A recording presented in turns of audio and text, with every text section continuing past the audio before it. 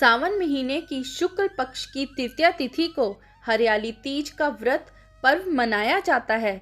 इस व्रत की कथा में यह रहस्य बताया गया है कि क्यों और कैसे इस व्रत की परंपरा शुरू हुई और किस लिए यह व्रत सुहागिन महिलाओं और कुंवारी कन्याओं में इतना महत्वपूर्ण है। शिवजी ने देवी पार्वती को जो बताया था हरियाली तीज के बारे में, आज मैं आपको वही बताने जा रही हूँ। हरियाली तीज का त्योहार सुहागन महिलाओं के लिए विशेष महत्वपूर्ण होता है। इस पर्व का संबंध भगवान शिव और देवी पार्वती से है। मान्यता है कि देवी पार्वती की तपस्या से भगवान शिव प्रसन्न हुए थे और इसी दिन ही माता पार्वती को उनके पूर्व जन्म की कथा भी सुनाई थी। इसीलिए इस व्रत का संबंध शिव पार्वती के मिलन से है। आइए भगवान शिव भोलेनाथ माँ पार्वती के चरणों का ध्यान करते हुए हरियाली तीज की पौराणिक कथा को सुनते हैं। कथा को शुरू करने से पहले मेरी एक विनम्र प्रार्थना है, कथा समाप्त होने के पश्चात कमेंट बॉक्स में भगवान शिव भोलेनाथ माँ पार्वती की जय अवश्य लिखिएगा। इसी के साथ कोई भी कथा अगर हम पढ़ना शुरू करते हैं, जब तक उसकी समाप्ति नहीं होती उसे बीच में नहीं रोका जाता। इसीलिए आपसे विनम्र प्रार्थना है कि कथा को पूरा ज़रूर सुनिएगा।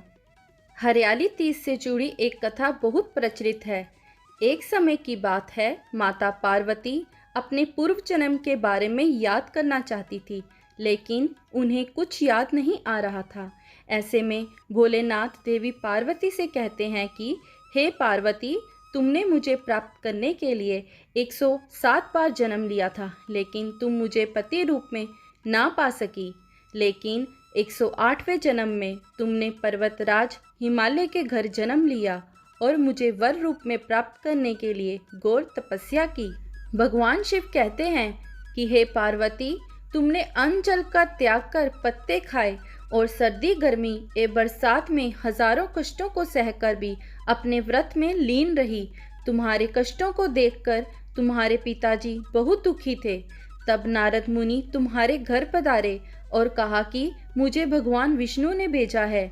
भगवान विष्णु आपकी कन्या से अत्यंत प्रसन्न हैं और वह उनसे विवाह करना चाहते हैं। मैं भगवान विष्णु का यही संदेश लेकर आपके पास आया हूँ। नारद जी के प्रस्ताव को सुनकर पार्वती के पिता खुशी से भगवान विष्णु के साथ विवाह के लिए तैयार हो गए। नारद मुनि ने भी भगवान विष्णु को यह शुभ संदेश सुना दिया, लेकिन जब यह बात पार्वती को पता चली तब वह बहुत दुखी हुई। पार्वती ने अपने मन की बात अपनी सखी को सुनाई। तब सखी ने माता पार्वती को घने जंगल में छुपा दिया। जब पार्वती के गायब होने की खबर हिमालय राज को पता चली, तब उन्होंने खोजने में धरती पाताल एक कर दिया, लेकिन पार्वती का कहीं पता न चला, क्योंकि देवी पार्वती तो जंगल में एक गुफा के अंदर रेत से शिवलिंग बनाकर शिवजी की पूजा कर रही थी। शिवजी ने कहा, हे पार्वती, इस प्रकार तुम्हारी पूजा से मैं बहुत प्रसन्न हुआ और तुम्हारी मनोकामना पूरी की। जब हिमालय राज गुफा में पहुंचे तब तुमने अपने पिता को बताया कि मैंने शिवजी का पति रूप में चयन कर लिया है और उन्होंने मेरी मनोकामना पूरी कर दी है। शिवजी ने मेरा वरण कर लिया है। मैं आपके साथ केवल एक शर्त पर चलूंगी कि आप मेरा विवाह भोलेनाथ से करवाने के लिए तैयार हो जाएं। तब हे पार्वती, तुम्हारे पिताजी मान गए और विधि विधान सहित हमारा विवाह हुआ। हे पार्वती, तुम्हारे कठोर तप और व्रत से ही हमारा विवाह हो सका। भगवान शिव देवी पार्वती से कहते हैं, हे पार्वती, इस हरियाली तीज के व्रत को जो भी निष्ठा के साथ करेगा, मैं उसको मनोवांछित फल प्रदान करूंगा। उसे तुम जैसा सुहाग मिलेगा। तब से कुंवारी कन्याएं अच्छे वर की कामना हेतु यह व्रत रखती हैं। वही सुहागन महिलाएं अपने पति की लंबी उम्र के लिए इस व्रत को रखती हैं। भविष्य पुराण में देवी पार्वती ने खुद बताया है कि हरियाली तीज का व्रत करने पर महिलाओं को सुहाग और सौभाग्य की प्राप्ति होती है।